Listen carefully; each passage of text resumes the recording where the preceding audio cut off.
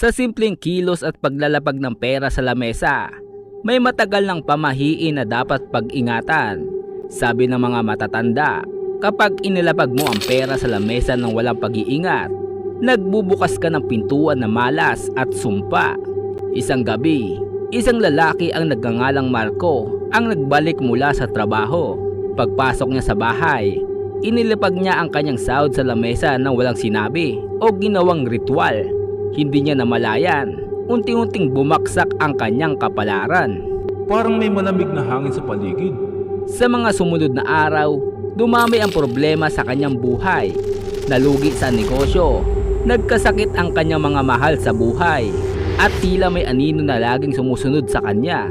Sabi ng mga naninirahan sa kanilang barangay, kapag naglapag ka ng pera sa lamesa ng walang paggalang, dinadala mo ang malas sa iyong tahanan. Dapat daw, kapag ilalapag ang pera sa lamesa, ito ay ipapasok sa wallet o lalagyan at may dasal o pasasalamat na kasabay. Ngunit si Marco, walang ginawa sa mga ito.